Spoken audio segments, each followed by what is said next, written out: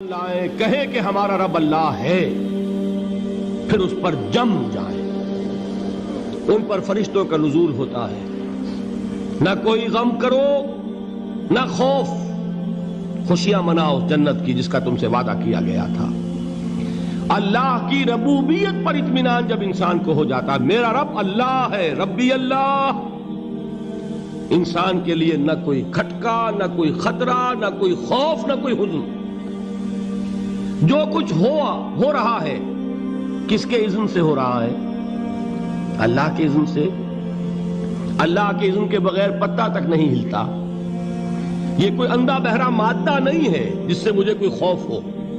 اندھا بھینسا چلا آ رہا ہو اس سے تو ڈرنے کا ہر انسان کو ڈرنا چاہیے، نہ معلوم کس کو ٹکر مار دے۔ لیکن نہیں، اس کائنات کو چلانے والا ایک سمیع و بصیر خدا ہے، وہ جو میرا دوست ہے، میرا ولی ہے۔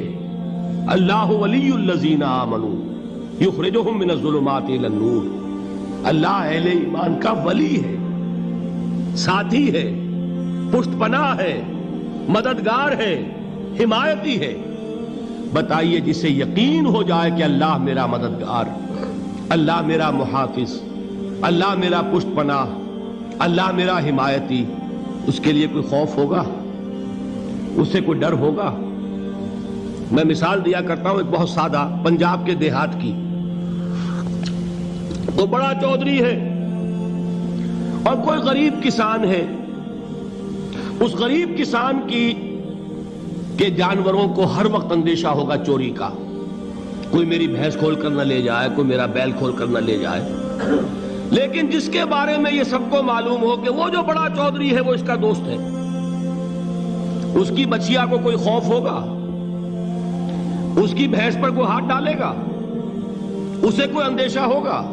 نہیں۔ کیوں؟ کہ وہ بڑا چودھری، بڑا اس کا یہاں کا سردار، جاگیردار، سب کو معلوم ہے وہ میرا دوست ہے، کوئی میرے خلاف اقدام نہیں کر سکتا۔ اس دنیا میں یہ چھوٹی سی بات اگر آپ کے دلی اطمینان اور سکون کا باعث بن سکتی ہے تو ذرا تصور کیجئے۔ میں لفظ تصور استعمال کروں گا صرف اس لیے کہ اس کا ہم جس کو کہتے ہیں ادراک اور شعور کر نہیں سکتے، اگر کے ساتھ کر سکتے۔ اگر یقین ہو کہ اللہ میرا مددگار اور یقین ہو کہ اللہ ہر آن میرے ساتھ ہے، پھر کوئی خوف؟ کس کا خوف؟ کوئی شے اللہ سے بالا تر ہے؟ کوئی قوت اس سے زیادہ طاقتور ہے؟ کوئی اس کے ارادے کو بدلنے والا ہے؟ کوئی اس کی مشیت کے آڑے آنے والا ہے؟ یہی بات ہے جو حضور نے فرمائی۔ یہ ایمان کا حاصل ہے لب لباب، کہ دیکھو اچھی طرح اس بات کو ذہن نشین کر لو، اگر تمام انسان مل کر تمہیں کوئی نقصان پہنچانا چاہے نہیں پہنچا سکتے مگر جو کچھ اللہ نے لکھ دیا ہو، اور تمام انسان مل کر تمہیں کوئی نفع پہنچانا چاہیں نہیں پہنچا سکتے مگر وہ شے جو اللہ نے طے کر دی۔ آپ پھر میں کہوں گا ذرا طاری کیجئے، اسے فرض کیجئے، اسے سوچئے۔ اگر اس حدیث پر ہمارا دل ٹھکا ہوا ہو تو کسی سے ڈر ہوگا؟ یہ مجھے نقصان نہ پہنچا دے، یہ میری رپورٹ خراب نہ کر دے، یہ میری انکریمنٹ نہ رکوا دے، یہ میرا یہ نہ بگاڑ دے، یہ میرے یہ نقصان نہ پہنچا دے۔ اس کا ڈر، اس کا ڈر، اس کا خوف، اس کی خوشامد، اس کے لیے جا کر طرح طرح سے اپنی عزت نفس کو ذلیل کروانا اس کے سامنے، یہ سب کچھ کیوں کرتا ہے انسان؟ جب سمجھتا ہے کہ اس کے ہاتھ میں میرا کوئی نفع ہے، اس کے ہاتھ میں میرے لیے کوئی ضرر ہے، یہ مجھے کوئی غضب پہنچا سکتا ہے، یہ مجھے کوئی نقصان پہنچا سکتا ہے، یہ میرا کوئی کام بنا سکتا ہے، یہ میری کوئی ضرورت پوری کر سکتا ہے، اسی کا نام شرک ہے۔ جہاں آپ نے یہ سمجھا کہ غیر اللہ کے اندر کوئی طاقت موجود ہے وہی شرک ہے۔ بتوں سے تجھ کو امیدیں، خدا سے نومیدی، مجھے بتا تو صحیح اور کافری کیا ہے؟ شرک تو یہ ہے۔ جس پر بھی تمہیں یہ خیال ہے، کلمہ ہے یہ کلمہ سوم، لا حول ولا قوت الا باللہ، ذرا اس پر دل کو کبھی اگر آپ تصور کریں، پھر فرض کریں، دل ٹھک جائے اس پر، کوئی طاقت نہیں۔ یہی بات تھی جو شیخ عبد القادر جیلانی رحمۃ اللہ علیہ نے اپنی وصیت میں اپنے بچے سے کہی. 11ویں دینے والے ہیں، لیکن حضرت شیخ عبد القادر جیلانی کی وصیت اور تعلیمات کو کتنے لوگ ہیں تم جانتے ہو؟ یہ جن مقامات تک پہنچے ہیں وہ کس چیز کی بدولت پہنچے ہیں؟ انہوں نے جو پیغام دیا وہ کیا تھا؟ اے میرے بچے، جس طریقے سے قرآن مجید میں حضرت لقمان کی نصیحتیں جو ہے نقل کر دی گئی ہیں، میں یہ عرض کروں گا بالفرض اگر قرآن حضرت عبد القادر جیلانی کے بعد نازل ہوا ہوتا تو شیخ عبد القادر کی یہ نصیحتیں بھی قرآن میں درج ہوتی. اتنی اونچی نصیحتیں ہیں. اے میرے بچے، اس حقیقت کو ذہن نشین کر لے، لا فاعل فی الحقیقت ولا مؤثر الا اللہ. اس کائنات میں نہ کوئی فاعل حقیقی ہے نہ مؤثر حقیقی ہے سوائے اللہ. کسی شے میں کوئی تاثیر نہیں اگر اللہ نہ چاہے.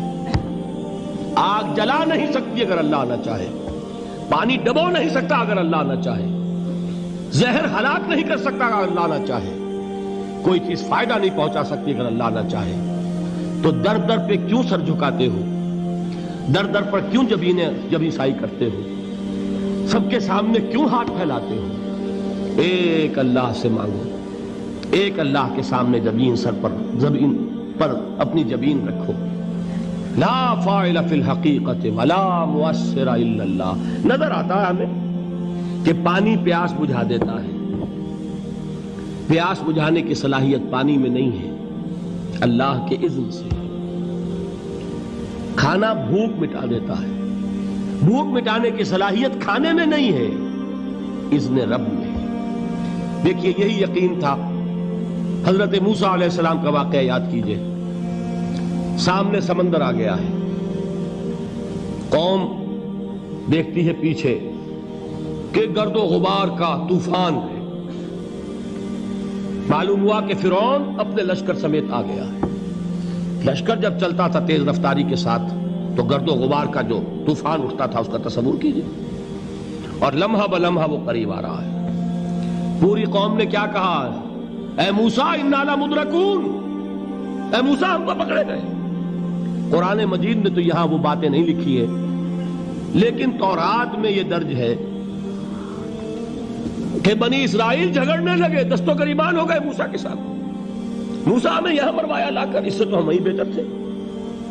وہاں کھانے کو ملتا تھا، زندگی تو تھی. بیگار ہم کر رہے تھے، موت تو نہیں تھی.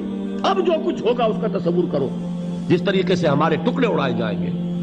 تو لڑ رہے ہیں حضرت موسیٰ علیہ السلام سے. یہ تورات کی تفصیل ہے. قرآن میں صرف اتنا آیا ہے، پریشان ہو کر انہوں نے کہا انا لمدرکون. موسیٰ ہم تو پکڑے گئے. اس وقت موسیٰ کا جواب کیا ہے؟ کلا ان معی ربی سیہدین. نہیں، میرے ساتھ میرا رب ہے، وہ راستہ دے گا. بتائیے کہاں راستہ نظر آ رہا ہے؟ یہ ہے ایمان بالغیب. راستہ نظر نہ آئے تب اللہ پر یقین ایمان ہے. جیب میں پیسے ہوں اور تب دل کو اطمینان ہے تو ایمان کس پر ہوا؟ پیسے پر، اللہ پر نہیں. جب وسائل و ذرائع نہ ہوں اور پھر یقین ہو کہ اللہ مسبب الاسباب ہے، وہ اسباب کا پابند نہیں ہے، وہ اسباب کا محتاج نہیں ہے، اسباب اس کے محتاج ہے. اگر یہ یقین ہے تو اللہ پر ایمان ہے. یہ نہیں ہے تو تمہارا ایمان اسباب پر ہے، وسائل پر ہے، ذرائع پر ہے، مادیات پر ہے، اللہ پر نہیں. اس وقت کہاں راستہ تھا؟ کوئی راستہ تھا؟ سمندر ہے اور ادھر سے لشکر آ گیا ہے. کلا ان معی ربی سیہدین. اب دیکھیے ایمان کہہ دینا آسان ہے، ہوا معکم اینما کنتم. جہاں کہیں بھی تم ہوتے ہو اللہ تمہارے ساتھ ہوتا ہے. لیکن اس کا یقین قائم ہو جائے تو زمین و آسمان کا فرق واقع ہو جائے.